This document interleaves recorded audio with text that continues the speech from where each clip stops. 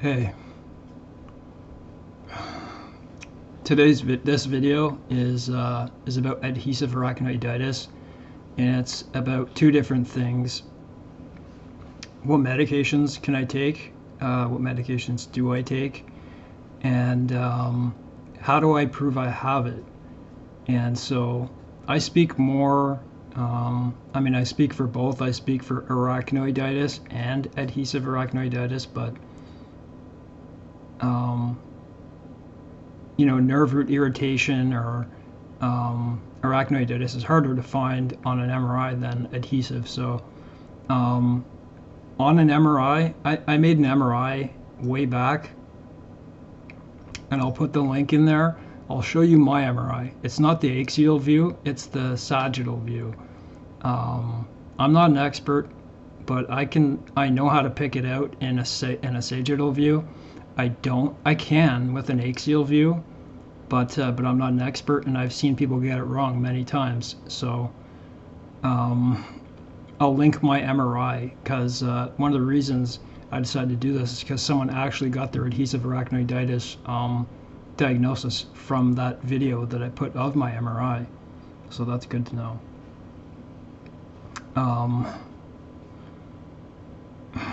So it bothered me.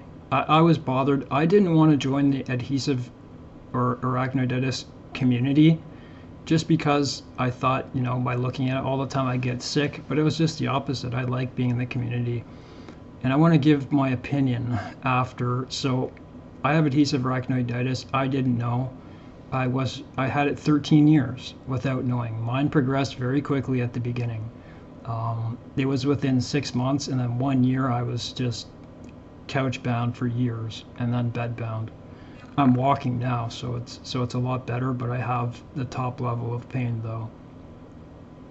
What surprised me before I get to this is in the community, I'm surprised, number one, Dr. Tennant. What's going to happen when there's no more Dr. Tennants, right? Who's going to speak?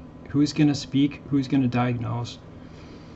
When I look through all the people's posts and stuff, and I see, they're talking about medications, and the way that doctors are in the States, for that matter, all over the world, how they don't recognize it, and the things, we're talking about the worst pain disorder I believe exists on the planet as far as a pain disorder for the spine, legs, the disability in the legs, and the level of pain that comes. It's the level of pain that comes with it. So it says in literature of terminal cancer pain. So it's a horrible thing for them to miss. So I'll provide my MRI. I hope it helps.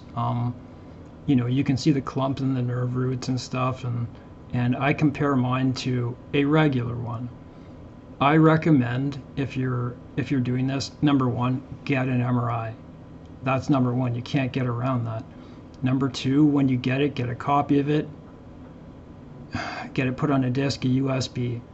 If you want to have to prove to your doctor that you have it, the smartest idea to do, and Dr. Tennant has this in his books and stuff, but just go on the internet, get a regular picture of what the spinal canal is supposed to look like.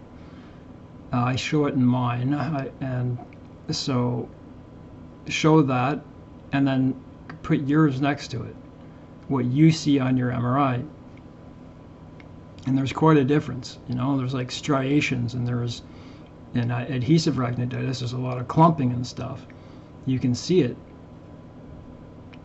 What else was I going to say? I find it really tragic that because doctors aren't recognizing and noticing these issues, they aren't treating it properly. And when I look in these rooms, these groups and stuff, one thing is apparent, that people are unmedicated, either because their doctor doesn't believe what's going on, because the answer lies in a picture of your spine, which many people might not have. So, there's people with adhesive arachnoiditis out there that are on no opiates, no sleep medications, and they wonder why they're sick. Their doctors wonder why they're sick because they're unmedicated. The difference between me being in a bed and now and was medication and exercise and sleep. I'll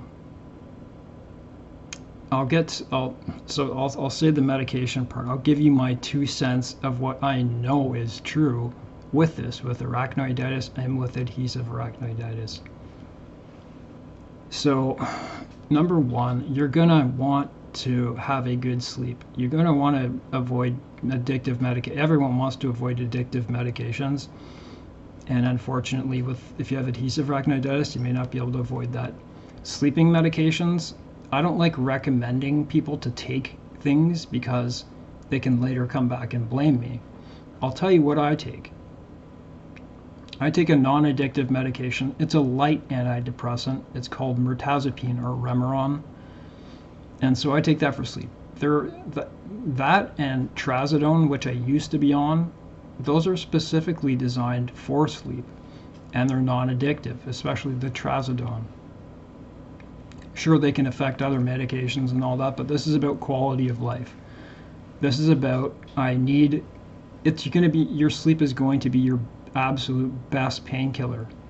Hands down, before food, before painkillers. If you need opiates, go on opiates. Use them responsibly. There are tons of different opiates. Where is it? I buy CBD, cannabinoid, very low THC. I don't want to get high. I use it in a plant. I don't use oil to avoid my stomach. That's my vaporizer. I just press the button 5 times, it lights it up. I only fill it every like 3 or 4 days. That helps me sleep a lot too. It helps a lot of my pain. You know, there are antidepressants you can take. I don't say to take these SSRIs and all that, but you know, like tricyclics for neuropathic pain. A lot of people, because there's a lot of neuropathic pain in adhesive arachnoiditis. There's a lot.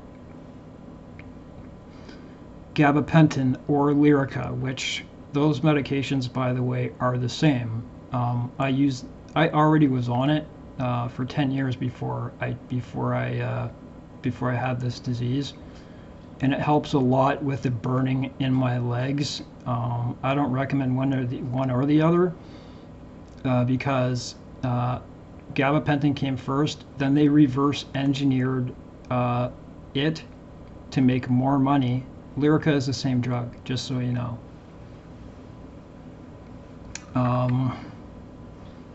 Opiates, all different types. I don't recommend a certain opiate or anything. Use them responsibly.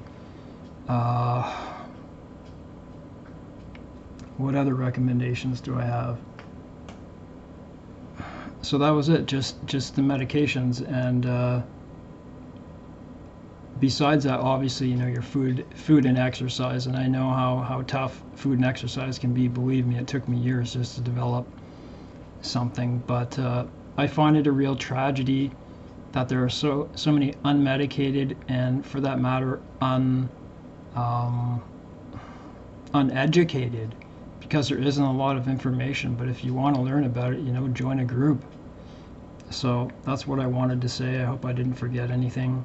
I'll leave a link to that video that I made. I made it, it's my sagittal view. I made it after I got my diagnosis because you know, no one else was making a video and putting what it looks like. And one of the things, you know, that bothered me when I was doing this is, what does it look like? So there you go. Have a nice day.